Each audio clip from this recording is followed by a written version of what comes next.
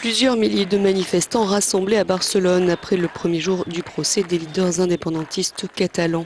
Arborant le nœud jaune et brandissant le mot Freedom, ils étaient des milliers hier soir à dénoncer ce procès. À Madrid, les accusés sont vus comme une menace pour l'unité du pays, mais pas ici, comme l'explique la porte-parole du gouvernement régional catalan.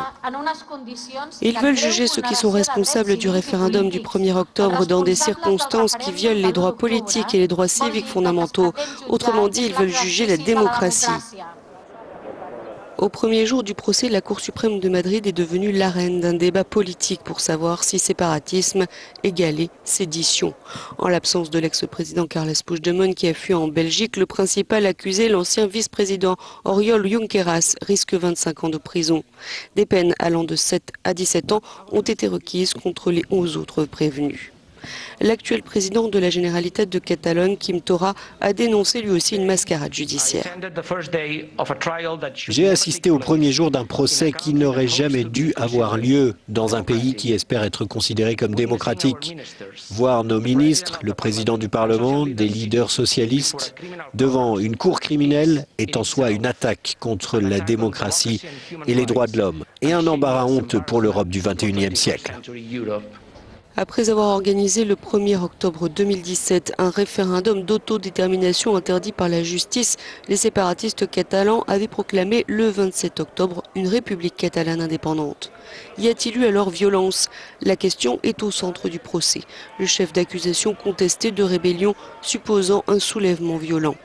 Le parquet le soutient, mais les indépendantistes affirment eux que la seule violence a été celle des policiers espagnols le jour du référendum, dont les images ont fait le tour du monde.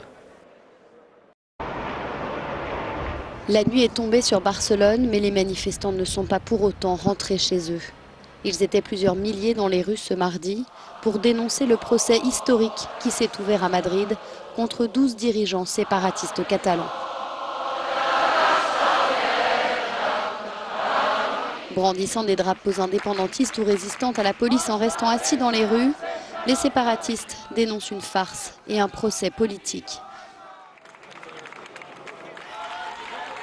À Madrid, les manifestants se sont réunis devant la Cour suprême où se sont déroulées les premières audiences mardi matin. Le 27 octobre 2017, les séparatistes catalans avaient proclamé une république indépendante dans cette région du nord-est du pays, après avoir organisé un référendum d'autodétermination interdit par la justice. Le procès est retransmis en direct à la télévision. Plus de 600 journalistes espagnols et étrangers sont accrédités. Le verdict ne devrait pas être rendu avant juillet.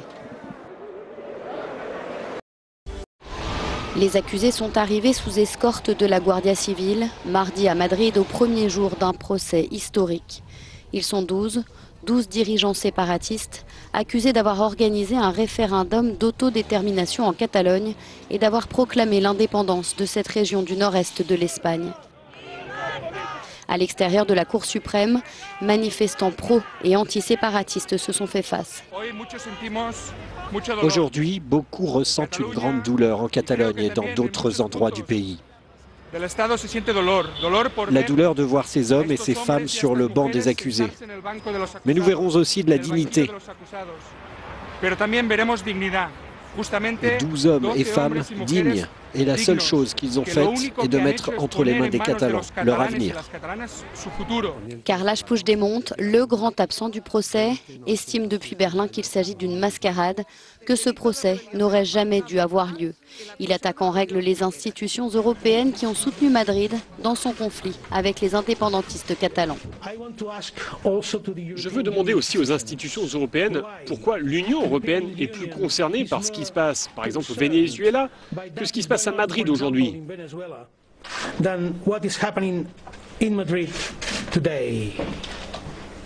Nous avons besoin d'entendre les voix de l'Union européenne aussi clairement que possible, quand elles défendent les droits de l'homme et les valeurs fondamentales autour du monde, parce que c'est son devoir. Parmi les militants contre l'indépendance de la Catalogne réunis devant la Cour, le leader du parti d'extrême droite Vox. Pour lui, les indépendantistes catalans sont les ennemis de l'Espagne. Le fait que précisément aujourd'hui soit assis dans le public et non sur le banc des accusés le président de la Generalitat, Quim Torra, est une preuve que le coup d'État est toujours en vie.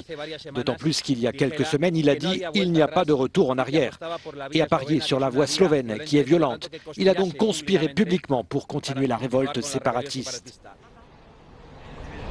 Le procès doit durer 3 mois et le verdict ne devrait pas être rendu avant le mois de juillet.